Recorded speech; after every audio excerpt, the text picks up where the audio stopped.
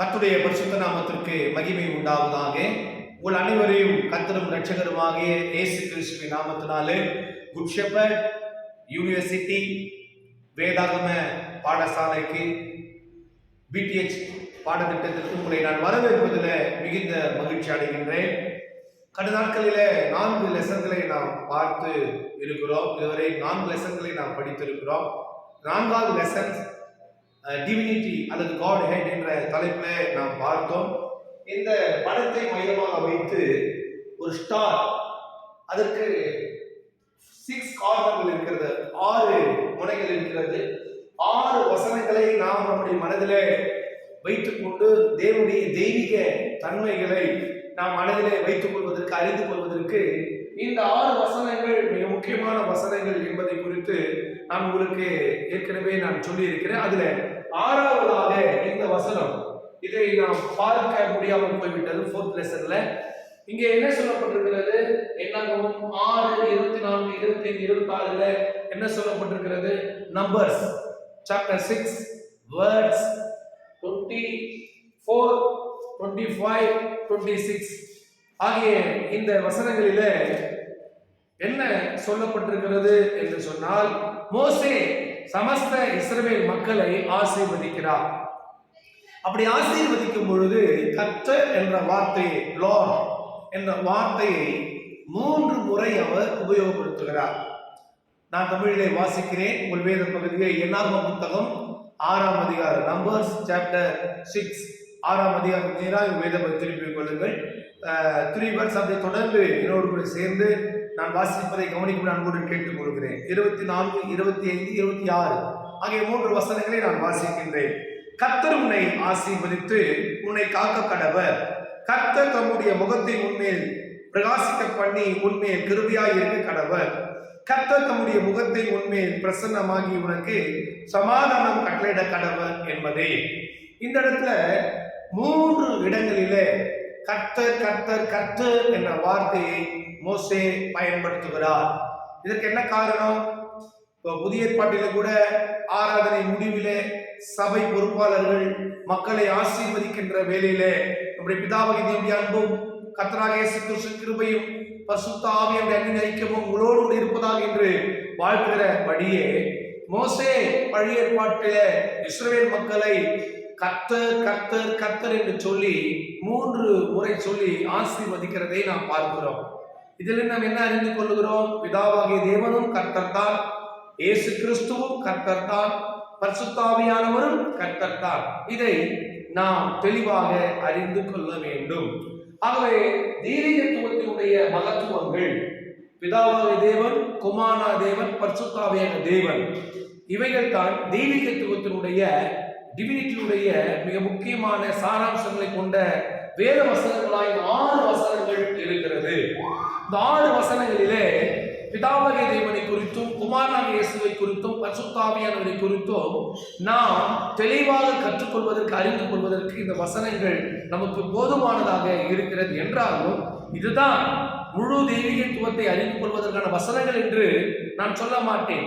இது நாம் அறிந்து கொள்வதற்கு ஏதுவாக ஒரு ஸ்டார் போடப்பட்டு இந்த ஸ்டாருக்கு 6 கார்னர்கள் இருக்கிறது. அந்த வசனங்கள் 6 வசனத்தை நம்முடைய மனதிலே நினைவிலே வைத்துக் கொள்ள வேண்டும் என்பதற்காக இந்த பாடம் உங்களுக்கு கற்றுத்தரப்பட்டிருக்கிறது. இப்போ லெசன் 5ல நாம் போக போகிறோம். தொடர்ந்து இந்த பாடத்தை கர்த்தர் நமக்கு ஆசீர்வதித்து தரும்படியா நாம் ஜெபிக்கலாம். அன்பின் பரிசுத்த பிதாவே, இந்த நாளிலே நாங்கள் தியானிக்க போகிற வேத பாடங்களை, வேத வசனங்களை, வேதத்தின் சத்தியங்களை, வேதத்தின் மகத்துவங்களை எங்களுக்கு ஆசீர்வதித்து தாரும். இயேசுவின் நாமத்தினால் பிதாவே, ஆமென். இப்போது லெசன் 5ல நாம் கடந்து செல்ல போகிறோம். லெசன் 5ல சப்ஜெக்ட் என்ன சொன்னாக்கா, ஜீசஸ் அண்ட் ஹோலி ஸ்பிரிட், இயேசு கிறிஸ்துவும் பரிசுத்த ஆவியானவரும். இயேசு கிறிஸ்து வாழ்விலே பரிசுத்த ஆவியானவர் எப்படி இணைந்திருந்தார்?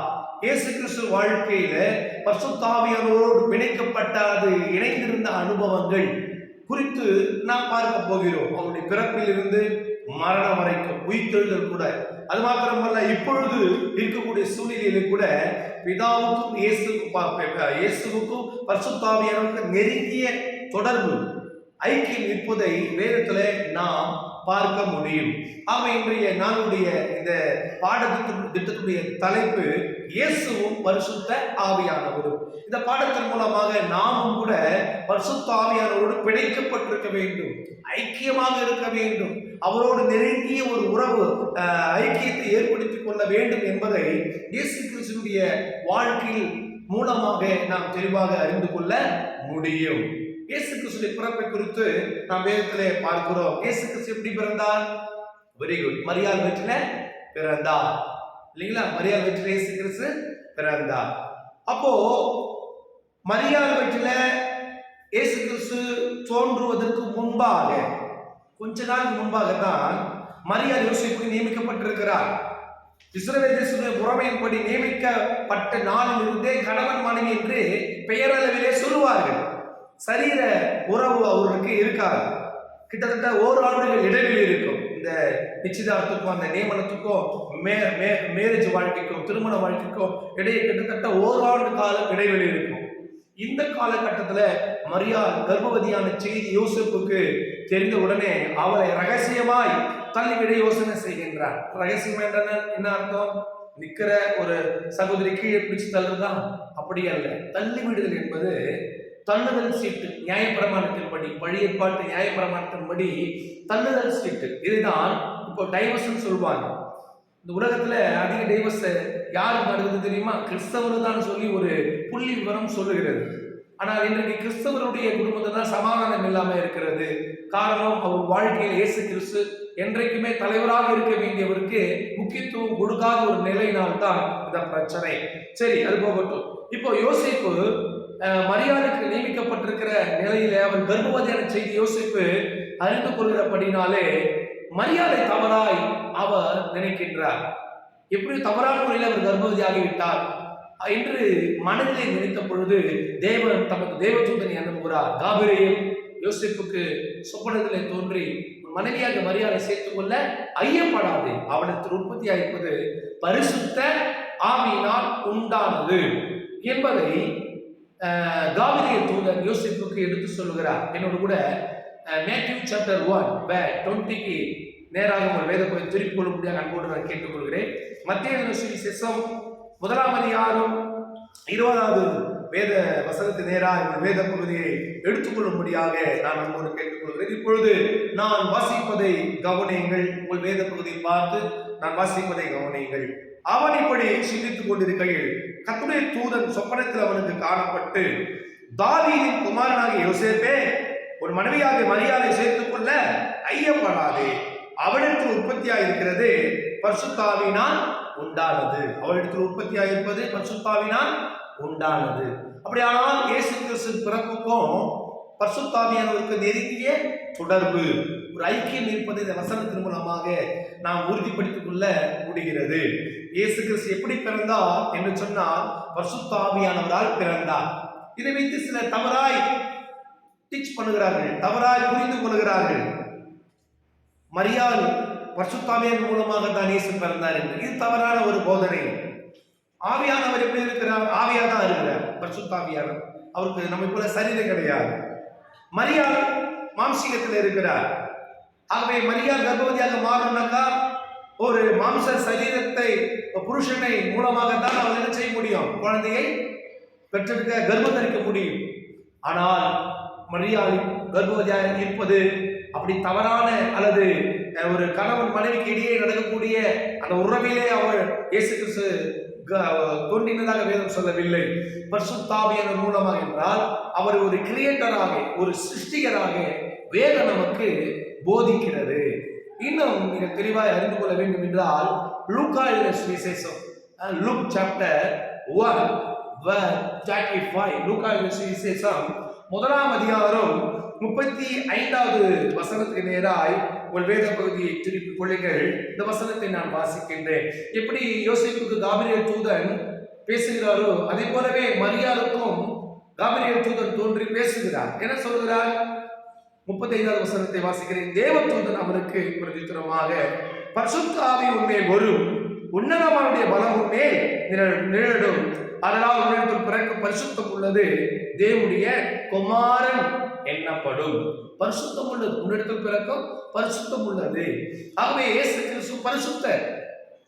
பிதாவாகினவர் மரியாதைக்குள்ளே அந்த கர்ப்பத்தை உண்டு பண்ண அவர் விரும்பிய பொழுது பரிசுத்தாவின் மூலமாக இங்கே ஒரு சிருஷ்டிப்பு, ஒரு கிரியேஷன் காணப்படுவதை வேதத்திலே நாம் பார்க்கிறோம். ஆகவே பரிசுத்தாவியானவரால் முடியாத காரியம் என்று எதுவுமே கிடையாது. அவர் சர்வ வல்லவர். ஏற்கனவே அந்த பாடத்தை நாம் பார்த்திருக்கிறோம். இப்போ அதை கொஞ்சம் யோசனை பண்ணி பாருங்க. அவருடைய சிருஷ்டிப்பில் இயேசு கிறிஸ்துடைய உண்டாகின அந்த கர்ப்பத்துல மரியாதை வீட்டில தோன்றியதற்கு பரிசுத்த ஆவியானவரும் ஒரு மூல காரணமாக, ஒரு சிருஷ்டிகராக இருப்பதை வசனத்தின் மூலமாக நம்மால் உறுதிப்படுத்திக் கொள்ள முடிகிறது. இயேசு கிறிஸ்து எப்படி பிறந்தார்? வெரி குட், பரிசுத்த ஆவியானவராலே பிறந்தார். இது முதலாவது குறிப்பு. மறந்துவிடக் கூடாது. நல்ல மெமரியில வைத்துக் கொள்ளுங்க. ஒரு அழகா நோட்ஸ் எடுத்துக்கொள்ளுங்க. ஒரு நோட் எடுத்துக்கொள்ளுங்க, ஒரு பேனா எடுத்துக்கொள்ளுங்க, எழுதுங்க. முதலாவது குறிப்பு என்ன? முதல் டாபிக் என்னது? இயேசுவும் பரிசுத்த ஆவி. அதுதான் டாபிக் இல்லைங்களா? அந்த ஃபர்ஸ்ட் குறிப்பு. இது மாதிரி 1 2 3 4 சொல்லி 10 குறிப்பு, 10 குறிப்புல நான் உங்களுக்கு சொல்ல போகிறேன். இயேசு கிறிஸ்து எப்படி பரிசுத்த ஆவியானவரோடு பிணைக்கப்பட்டிருந்தார், ஐக்கியப்பட்டிருந்தார் என்பதை நான் உங்களுக்கு வேத வசனத்தின் அடிப்படையில் உங்களுக்கு நான் கற்றுத்தர போகிறேன். ஒருவன் போதித்தால் வேத வசனத்தின்படி போதிக்க கடமை. அப்படிதான் பைபிள் நமக்கு கற்றுத் தருகிறது. ஆகவே நான் வசனத்தின் அடிப்படையில் நான் உங்களுக்கு சொல்ல போகிறேன். வேகமாக குறிப்பெடுத்துக் கொள்ளுங்கள்.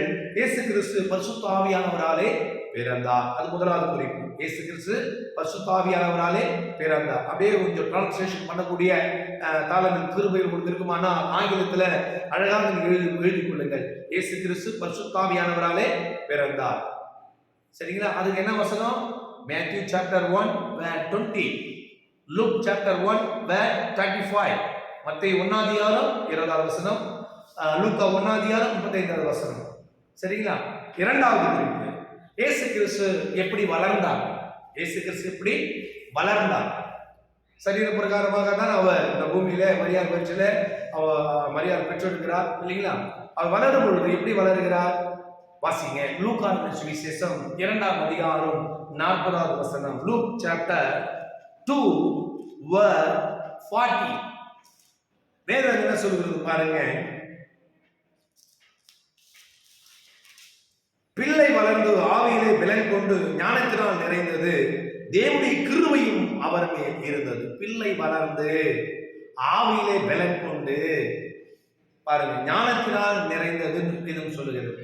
அப்ப இயேசு கிறிஸ்து வளருங்கிற வேலையில பரிசுத்த ஆவியானுடைய பலன் அவருக்கு தேவைப்படுகிறது. அப்படியானால் பரிசுத்த ஆவியானுடைய பலத்தோடு கூட அவர் வளருகிறார். அப்ப இரண்டாவது குறிப்பு என்ன? இயேசு கிறிஸ்து பரிசுத்த ஆவியினாலே வளர்ந்தார். முதலாவது குறிப்பு என்ன? இயேசு கிறிஸ்து பரிசுத்த ஆவியினாலே பிறந்தார். செகண்ட் குறிப்பு என்ன? இயேசு கிறிஸ்து பரிசுத்த ஆவியானவராலே வளர்ந்தார். அதுக்கு என்ன வசனம்? Luke chapter 2 verse 40. Very good. லூக்கா சுவிசேஷம் 2ஆம் அதிகாரம் 40வது வசனம். வெரி குட், ரொம்ப நல்லா கவனிக்கிறீங்க. அதே போல மூணாவது குறிப்பு அழகாக எழுதிக் கொள்ளுங்க. சரிங்களா? இயேசு கிறிஸ்து பரிசுத்த ஆவியானவராலே நிரப்பப்படுகிறார். எப்போ? 30வது வயதிலே.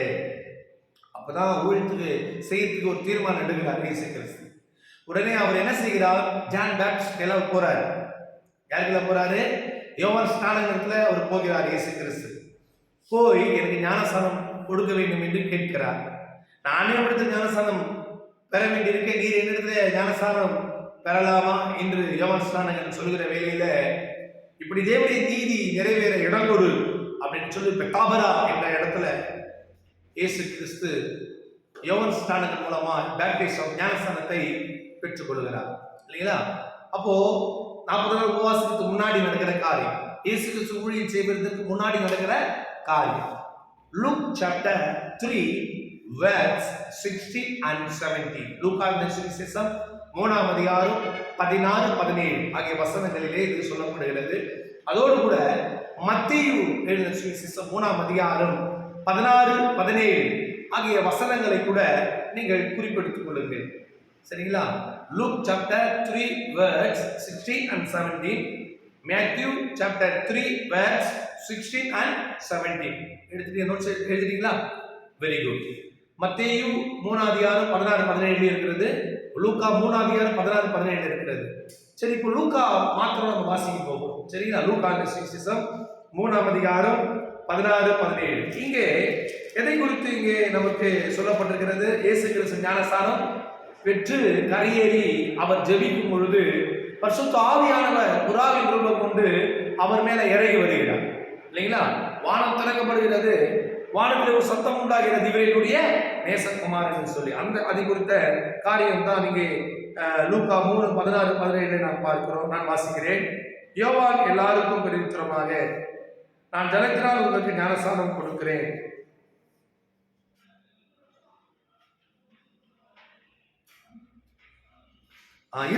லூக்கா சுவிசேஷம் 3ஆம் அதிகாரம் 22ஆம் வசனம். அது மட்டும் கொஞ்சம் கரெக்ஷன் பண்ணிக்கொள்ளுங்க. மத்தேயில மாற்றம் கிடையாது. மத்தேயு 3, 16, 17 மாற்றம் கிடையாது. லூக்காவில் மாத்திரம் கொஞ்சம் கரெக்ஷன் பண்ணிக்கொள்ளுங்க. 3ஆம் அதிகாரம் 22ஆம் வசனம். பரிசுத்த ஆவியானவர் ரூபம் கொண்டு புறாவை போல அவர் மேல் இறங்கினார். 21, 22 சரிங்களா? 21 வாசிக்கிறேன். ஜனங்கள் எல்லாரும் ஞானஸ்நானம் பெற்ற போது இயேசு ஞானஸ்நானம் பெற்று ஜெபம் பண்ணுகையில் வானம் திறக்கப்பட்டது. பரிசுத்த ஆவியானவர் ரூபம் கொண்டு புறாவை போல அவர் மேல் இறங்கினார். வானத்திலிருந்து ஒரு சத்தம் உண்டாகி, நீர் என்னுடைய நேசகுமாரன், உம்மில் பிரியமாய் இருக்கிறேன் என்று உரைத்தது. Look chapter 3 verse 21, 22. இந்த வேத பகுதியில நாம் எதை குறித்து பார்க்கிறோம்? இயேசு கிறிஸ்து ஞானஸ்நானம் பெறுகிற வேளையில பரிசுத்த ஆவியானவர் ரூபம் கொண்டு புறாவின் ரூபம் கொண்டு அவர் மேல வந்து இறங்குகிறார். இது எதை காட்டுகிறது? இயேசு கிறிஸ்து பரிசுத்த ஆவியால் நிரப்பப்பட்ட அனுபவத்தை காட்டுகிறது. இயேசு கிறிஸ்து பரிசுத்த ஆவியானவரால் ஞானஸ்நானம் எடுத்த அனுபவத்தை காட்டுகிறது. இயேசு கிறிஸ்து பரிசுத்த ஆவியானவரால் நிறைந்த அபிஷேகத்தால் நிறைந்த அனுபவத்தை, அந்த எக்ஸ்பீரியன்ஸை காட்டுகிறது. ஓகேங்களா? ஆகவே முதலாவது இயேசு கிறிஸ்து எப்படி பிறந்தார்? பரிசுத்த ஆவியினாலே பிறந்தார். என்ன வசனம்? மத்தேயு 1:20, லூக்கா 1:35. Very good. இரண்டாவது இயேசு கிறிஸ்து எப்படி வளர்ந்தார்? பரிசுத்த ஆவியினாலே வளர்ந்தார். லூக்கா 2:40. மூன்றாவது இயேசு கிறிஸ்து எப்படி பரிசுத்த ஆவியினால் நிரப்பப்பட்டார்? லூக் சாப்டர் 3 வெர்ஸ் 21, 22 இல்லைங்களா? அப்புறம் மேத்யூ சாப்டர் 3 வெர்ஸ் 16 and 17. அந்த வசனத்திலையும் இதே காரியத்தை தான் நாம் பார்க்க முடியும். நீங்கள் பொறுமையாக அதை எடுத்து வாசிங்க. அடுத்து இயேசு கிறிஸ்து 40 நாள் உபவாசம் இருக்கிறார். அப்போ உபவாசம் இருக்கிறாரு. உபவாசத்தை இருக்கக்கூடிய அந்த 40 நாட்களில அவர் பிசாசினால் சோதிக்கப்பட்டார். பைபிள்ல நம்ம பார்க்கிறோம் இல்லைங்களா? அப்போ பிசாசினால் சோதிக்கப்படுவதற்கான மூல காரணம் யாருன்னா பரிசுத்த ஆவியானவர் தான். ஆமா. அப்ப பரிசுத்த ஆவியானவரால் இயேசு கிறிஸ்து பிசாசினால் சோதிக்கப்பட வனாந்தரத்துக்கு கொண்டு போகப்படுகிறார். எங்க கொண்டு போகப்படுகிறார்? யூதேயாவினுடைய வனாந்தரத்துக்கு கொண்டு போகப்படுகிறார். அங்குதான் தாவீது பல சோதனைகளை, பாடுகளை அந்த பகுதியிலே பட்டதாக வேதத்தின் மூலமாக நாம் பார்க்க முடியும். சங்கீதம் 63 கூட யூதேய வனாந்தரத்தில் எழுதின பாடல் என்றுதான் இன்ட்ரோடக்ஷன்ல முகவரியில நமக்கு சொல்லப்படுகிறது. சரி, அது ஒரு பக்கம் இருக்கட்டும். சரிங்களா? இப்போ அந்த வேத வசனத்தை நாம் வாசிக்கலாம். லூக்கா சுவிசேஷம் 4ஆம் அதிகாரம் 1வது வசனம். Luke chapter 4 verse 1. Continue second verse. இயேசு பரிசுத்த ஆவியினாலே நிறைந்தவராய் யோர்தானை விட்டு திரும்பி ஆவியானவரை வனாந்தரத்துக்கு கொண்டு போகப்பட்டு 40 நாள் பிசாசினால் சோதிக்கப்பட்டார். பாத்தீங்களா? இங்க இயேசு கிறிஸ்து பரிசுத்த ஆவியால் நிரப்பப்பட்டு வனாந்தரத்துக்கு இயேசு கிறிஸ்துவை அடிச்சு கொண்டு போறார் இல்லைங்களா? அப்போ முதலாவது இயேசு கிறிஸ்து எப்படி பிறந்தார்? பரிசுத்த ஆவியினால் பிறந்தார். எப்படி வளர்ந்தார்? பரிசுத்த ஆவியினால் வளர்ந்தார். பிறகு பரிசுத்த ஆவியினாலே நிரப்பப்பட்டார். 4வது பரிசுத்த ஆவியானவராலே பிசாசினால் சோதிக்கப்படும் வனாந்தரத்துக்கு கொண்டு போகப்பட்டார். அடுத்து அவர் ஊழியம் செய்தார். இயேசு கிறிஸ்து எத்தனை வருஷம் ஊழியம் பண்றாரு? 3 வருஷம் 6 மாதம் ஊழியம் பண்றாரு. 30 வயதுல ஞானஸ்நானம் பெறுகிறார். உபவாசத்தை பண்ணிட்டு ஊழியத்தை ஆரம்பிக்கிறாரு. 12 சீசர்களை தெரிந்து கொண்டு ஊழியத்தை செய்கிறார். இயேசு சிலுவையில் அறையப்படும் பொழுது அவர் வயசு என்ன? 33 இல்லைங்களா? 33 வயது. ஆகவே 3 ஆண்டுகள் தான் அவர் இந்த உலகத்துல ஊழியம் செய்தார். அவர் ஊழியம் செய்த பொழுது பேய்களை எல்லாம் துரத்துகிறார். நிறைய பேய் பிடிச்சவங்க இயேசு குணமாக்குகிறார். எப்படி நற்பலனை செய்தார் என்றால் பரிசுத்த ஆவியானவர் மூலமாக இதை செய்தார்.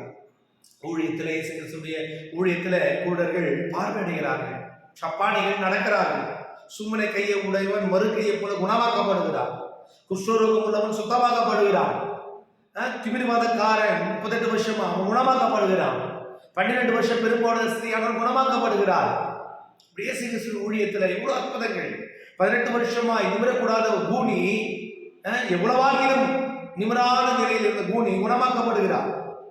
12 வருஷம் பெரும்பாடு ஸ்திரீ சற்றாது குணப்படாத நிலையில் இருந்தார், மருந்து மாத்திரைகளாலே, மருத்துவர்களாலே. இப்ப இயேசுவால் அவர் குணமாக்கப்பட்டார். லாசருவே வெளியே வான்னு சொன்ன உடனே மருத்துவ லாசர் உயிரோடு எழுப்பி வருகிறார். தலித்தாக்குமே சின்ன பின்ன கையை பிடிச்சி இயேசு தூக்கு இருக்கிற வேலையில சின்ன பின் உயிரோடு எழும்புகிறார். வாலிபனே எழுந்து சொல்கிற வேலையில செத்து போன வாலிபன் உயிரோடு எழுப்பி வருகிறார். இந்த அற்புத அடையாளங்களாம் இயேசு எப்படி செய்தார் என்றால் பரிசுத்த ஆவியானவர் மூலமாக செய்தார். பிரியமானவர்களே, இயேசு கிறிஸ்து செய்த அற்புத அடையாளங்கள் எல்லாம் அன்றைக்கு இருந்த பரிசேயர்கள் பார்த்தார்கள், வேதபாரகர்கள் பார்த்தார்கள், ஆசாரியர்கள் பார்த்தார்கள், பிரதான ஆசாரியர்கள் பார்த்தார்கள், ஓய்வு பெற்ற ஆசாரியர்கள் எல்லாம் பார்த்தார்கள், அங்கிருந்ததான ஜனத்தின் மூப்பர்கள் எல்லாம் பார்த்தார்கள். ஆகவே இவங்கெல்லாம் கூடி பேசுகிறாங்க. இயேசு கிறிஸ்து எப்படி அற்புதம் செய்யறாரு தெரியுமா? அவங்க சொல்றாங்க, பிசாசுகளுக்கு ஒரு தலைவன் இருக்கிறான் இல்லையா, பெயர்செபூல். அந்த பெயர்செபூலினாலதான் இயேசு கிறிஸ்து பிசாசுகளை என்ன பண்றாரு, துரத்துகிறார் என்று அவர் மீது தவறான ஒரு குற்றச்சாட்டை வைக்கிறார். பிசாசுகளுக்கெல்லாம் தலைவன் யாராம்? பெயர்செபூல். அவங்க நம்பினாங்க. ஆகவே அது பெயர்செபூல் மூலமாக தான் இயேசு கிறிஸ்து அற்புத அடையாளங்களை செய்கிறார் என்று குற்றம் சுமத்தினார். ஆனால் இயேசு கிறிஸ்து எப்படி அந்த அற்புத அடையாளங்களை அவர் செய்தார், பிசாசுகளை எப்படி துரத்தினார் என்பதை அவரே சொல்லுகிறார். மத்திய சுவிசேஷம் 12ஆம் அதிகாரம் 28வது வசனம், மேத்யூ சாப்டர் 12 verse 28. இந்த வேத பகுதியை நான் வாசிக்கிறேன், தமிழிலே வாசிக்கிறேன், கவனியுங்கள். நான் தேவனுடைய ஆவியினாலே பிசாசுகளை துரத்துகிறபடியா தேவனுடைய ராஜ்யம் உங்களிடத்தில் வந்திருக்கிறதே. நான் தேவனுடைய ஆவியினாலே பிசாசுகளை துரத்துகிறபடியா தேவனுடைய ராஜ்யம் உங்களிடத்தில் வந்திருக்கிறதே. ஆகவே இயேசு கிறிஸ்து பிரியமானவர்களே தேவனுடைய ஆவியினாலே பிசாசுகளை துரத்தினார். இயேசு கிறிஸ்து தேவனுடைய ஆவியினாலே பிசாசுகளை துரத்தினார். ஆகவே இயேசு கிறிஸ்து எப்படி ஊழியம் செய்தார் என்றால் பரிசுத்த ஆவியானவர் மூலமாக தான் அவர் ஊழியம் செய்தார். அவர் ஊழியம் செய்தார். அப்போஸ்தலர் 10:38 நீங்கள் பார்க்க முடியும். நசரேயனாகிய இயேசு தேவன் பரிசுத்த ஆவியினால் வல்லமையினாலும் அபிஷேகம் பண்ணினார். அவர் நன்மை செய்கிறவராயும் பிசாசின் வல்லமையில் அகப்பட்ட யாவரையும் குணமாக்குகிறவராய் சுற்றித்திருந்தார் என்று வேதம் நமக்கு சொல்லுகிறது. ஆக்ட்ஸ் சாப்டர் 10:38 நமக்கு சொல்லப்படுகிறது. ஆகவே இயேசு கிறிஸ்து எப்படி ஊழியம் செய்தார், பரிசுத்த ஆவியானவர் மூலமாக ஊழியம் செய்தார். வேகமாக ஒரு 5 காரியத்தை நாம் பார்த்தோம். என்னென்ன காரியங்களை பார்த்தோம்? முதலாவது, இயேசு கிறிஸ்து பரிசுத்த ஆவியினால பிறந்தார். இரண்டாவது, இயேசு கிறிஸ்து பரிசுத்த ஆவியினால வளர்ந்தார். மூன்றாவது, இயேசு கிறிஸ்து பரிசுத்த ஆவியினால் நிரப்பப்பட்டார். நான்காவது, இயேசு கிறிஸ்து பரிசுத்த ஆவியானவராலே வனாந்தரத்தில் பிசாசினால் கொண்டு போகப்பட்டார். ஐந்தாவது, இயேசு கிறிஸ்து பரிசுத்த ஆவியினாலே அற்புத அடையாளங்களை செய்தார்.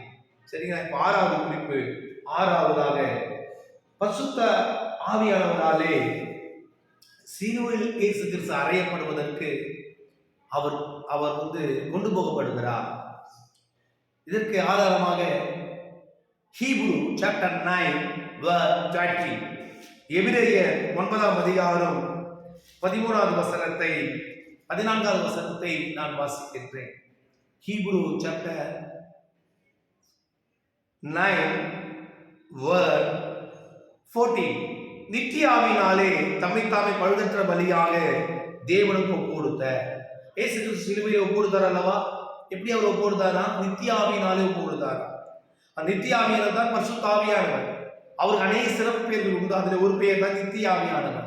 அவர் கிருபையின் ஆவியானவர், மகிமையின் ஆவியானவர், விசுவாசத்தின் ஆவியானவர், நித்திய ஆவியானவர், இப்படி ஏராளமான பெயர்கள் உண்டு. எஸ்ஐயா 11:1 கூட நாம் பார்க்கிறோம், ஞானத்தையும் உணர்வையும் அருளுகிற ஆவி. இப்படி அநேக பெயர்கள் அவருக்கு உண்டு. ஆகவே இங்கே பார்க்கிறோம், நித்திய ஆவியினாலே தம்மை தாமே பழுதற்ற பலியாக தேவனுக்கு ஒப்பு கொடுத்த கிறிஸ்துவுடைய ரத்தம் ஜீவனுள்ள தேவனுக்கு ஊழியம் செய்வதற்கு உங்கள் மனசாட்சியை சத்த கிரியைகள சுத்திகரிப்பது எவ்வளவு நிச்சயம். எப்படி இயேசு கிறிஸ்து சிலுவையில் அறையப்படுவதற்கு ஒப்பு கொடுக்கப்பட்டார்? பரிசுத்த ஆவியானவர் மூலமாக ஒப்பு கொடுக்கப்பட்டார். அன்பானவர்களே, இயேசு கிறிஸ்து பரிசுத்த ஆவியானவரால் தான் சிலுவையில் அறையப்படுவதற்கு ஒப்பு கொடுக்கப்பட்டார். இதற்கு வேதம் நமக்கு ஹீப்ரூ சாப்டர் 9:14 நமக்கு ஆதாரமாக சொல்லப்பட்டிருக்கிறது. அடுத்து இயேசு கிறிஸ்து உயிரோடு எழும்புகிறார். உயிர் தெழுந்தார் அல்லவா? 3வது நாள் மரிச்சாரு நம்முடைய பாவத்துக்காக. உயிர் தெழுந்தார் அல்லவா? எப்படி அவர் உயிர் தெழுந்தார்? ரோமர் சாப்டர் 8:11 ரோமர் 8:11 இப்படி சொல்லுகிறது, அன்றியும் இயேசுவை மரித்தோரிலிருந்து எழுப்பியுடைய ஆவி உங்களில் வாசமாய் இருந்தார். அப்ப இயேசு கிறிஸ்து உயிரோடு எழுப்பியது யார் தெரியுமா? பரிசுத்த ஆவியானவர். அதைத்தான் இங்கே வேதம் சொல்கிறது, அன்றியும் இயேசுவை மரித்தோரிலிருந்து எழுப்பியுடைய ஆவி உங்களில் வாசமாய் இருந்தால். எப்படி இயேசு கிறிஸ்துவ உயிரோடு எழுப்பினாரோ பரிசுத்த ஆவியானவர், அந்த ஆவி நமக்குள்ள இருந்தா என்ன சொல்லப்படுகிறது? கிறிஸ்துவை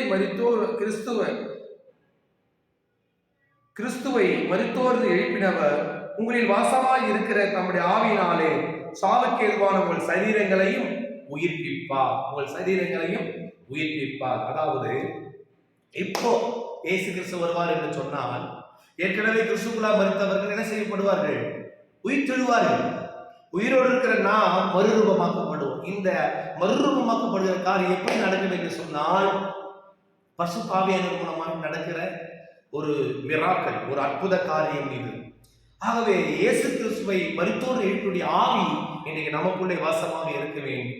அந்த ஆவினாலே நாம் நிரப்பப்பட்டிருக்க வேண்டும். அந்த அபிஷேகத்தினாலே நாம் நிறைந்திருக்க வேண்டும். பரிசுத்த ஆவியினாலே நாம் பேப்டிசம், ஞானசாரத்தை பெற்றிருக்க வேண்டும். அப்பொழுது நாம் மறுரூபமாக்கப்பட முடியும் என்று வேதம் நமக்கு சொல்லுகிறது.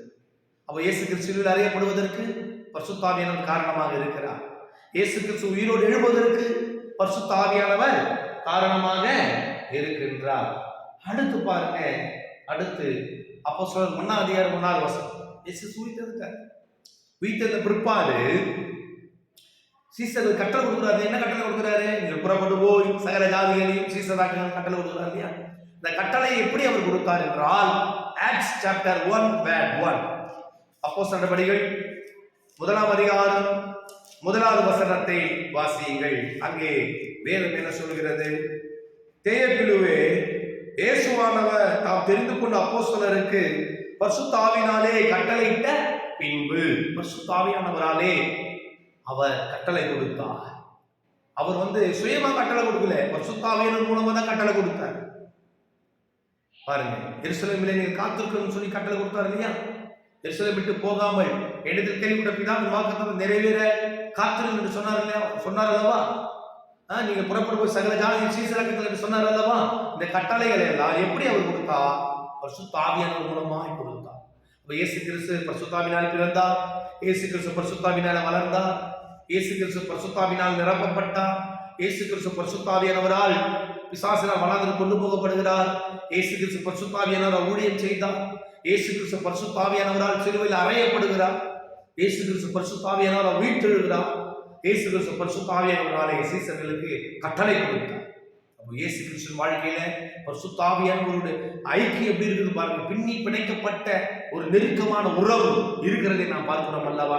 அதே போலதான் பரிசுத்த ஆவியானவர் நமக்கு ஒரு நெருங்கிய தொடர்பு, ஐக்கியம், பிணைக்கப்பட்ட காரியம் இருக்க வேண்டும் பிரியமானவர்களே. சரி, அடுத்து பாருங்க, இயேசு கிறிஸ்து பூமியிலிருந்து பரவேறி போகிறார். உயிர்த்தெழுந்த இயேசு கிறிஸ்து பூமியிலிருந்து பரவேறி போகிறார். அவர் உயிர்த்தெழுந்த பிற்பாடு கிட்டத்தட்ட 40 நாள் அளவும் சீசர்களுக்கு தம்மை உயிரோடு இருக்கிறவராக திருஷ்டாந்தரப்படுத்தி கொண்டு இந்த உலகத்துல இருக்கிறார். 40வது நாளில் தான் பூமியிலிருந்து வானத்துக்கு எழுந்தருளி போகிறார். இதுதான் பரவேறி போகுதல் என்று வேதத்தில் நமக்கு சொல்லப்படுகிறது. சரிங்களா? ஒலிவு மலை என்ற இடத்துல இருந்து தான் ஒரு வானத்தில் அப்படியே எடுத்துக்கொள்ளப்படுகிறார். அவர் மேலே போவதற்கு ஒரு வெண்மேகம் காரணமாக இருக்கிறது. இந்த வெண்மேகம் பரிசுத்த ஆவியானவருக்கு நிழலாட்டமாக அநேக பரிசுத்தவான்கள் சொல்லுகிறார்கள். ஆகவே ஒரு வெண்மேகம் அவரை அழைச்சு கொண்டு போகிறது.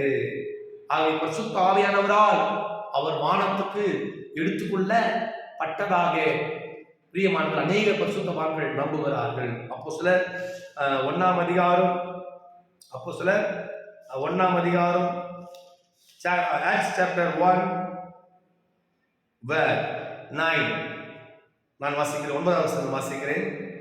இவைகளை அவர் சொன்ன பின்பு அவர்கள் பார்த்து கொண்டிருக்கையில் உயர எடுத்துக்கொள்ளப்பட்டார். அவர் கண்களுக்கு மறைவாக ஒரு மேகம் அவரை இழுத்துக்கொண்டது. பாருங்க, வேத எவ்வளவு அழகா சொல்றாங்க. அவர்கள் கண்களுக்கு மறைவாக ஒரு மேகம் அவரை எடுத்துக்கொண்டது. கண்களுக்கு மறைவாக ஒரு மேகம். ஏன்னா பரிசுத்த ஆவியானவர் யார் கண்ணுக்கும் என்ன செய்ய மாட்டாரு, தென்பட மாட்டார் இல்லைங்களா? அவருக்கு உருவம் கிடையாது. எப்படின்னா அவர் வருவார், புறாவின் ரூபம் கொண்டு வருவார், இல்லைன்னா மேகத்தை போல ஒரு ரூபம் கொண்டு வருவார். ஆனா வேதம் இங்கே ஆவியானவர் மூலமாக லூக்கா இந்த பகுதி எழுதுகிறார். ஒரு கண்ணுக்கு தெரியாத ஒரு மேகம் அது வந்து இயேசுவை வானத்து நேராய் அவர் எடுத்துக்கொண்டு போய் விடுகிறது. பரிசுத்த ஆவியானவரால் அவர் பரமேறி பிதாவிடத்துல கொண்டு போகப்பட்டார். அது மாத்திரமல்ல, மறுபடியும் பரிசுத்த ஆவியானவரால் இந்த பூமிக்கு அவர் வரப்போகிறார். அதனால்தான் லூக்கா வெளிப்படுத்தல் ரெவலேஷன் சாப்டர் 1:7 வெளிப்படுத்தல் 1ஆம் அதிகாரம் 7வது வசனத்துல வேதம் என்ன சொல்லுகிறது பாருங்க. வேதம் என்ன சொல்லுது பாருங்க. ரெவலேஷன் சாப்டர் 1:7 வெளிப்படுத்தல் 1:7 இதோ மேகங்களுடனே வருகிறார். எப்படி வராரா? மேகங்களுடனே வருகிறார். எப்படி ஒரு கண்ணுக்கு தெரியாத ஒரு விண்மீகம் வானத்து நேரா இயேசு கிறிஸ்து எடுத்துக்கொண்டதோ, அதே போலவே கண்ணுக்கு தெரியாத ஒரு மேகங்கள் அவரை பூமிக்கு அழைத்து கொண்டு வரப்போகிறது. பரிசுத்த ஆவியானவர் மூலமாக இயேசு கிறிஸ்து பூமிக்கு மீண்டும் என்ன செய்ய போகிறார்? வரப்போகிறார். ஆகவே இயேசு கிறிஸ்துவுக்கும் பரிசுத்த ஆவியானவருக்கும் இடையே இருக்கிறதான அந்த பிணைக்கப்பட்ட அனுபவத்தை ஒரு 10 காரியங்கள் மூலமாக நாம் இன்றைக்கு கற்றுக்கொண்டிருக்கிறோம். அதை அழகா குறிப்பெடுத்திருப்பீங்க நான் நினைக்கிறேன். அதாவது நீங்கள் தவறை விட்டிருப்பீர்கள் என்று சொன்னா என்னிடத்தில் தொடர்பு கொண்டு நீங்கள் கேட்கலாம். நான் மீண்டும் அதை உங்களுக்கு ஞாபகப்படுத்தும்படியாக உங்களுக்கு நான் கற்றுத் தருவேன். ஒருவேளை நீங்கள் கேட்ட காரியம் புரியவில்லை என்றாலும் 2 முறை 3 முறை அப்படி கேளுங்க. ஆவியானவர் உங்களுக்கு நிச்சயமாக விலக்கி தருவார். கர்த்தர் தொடர்ந்து உங்களை ஆசீர்வதிப்பாராக. God bless you.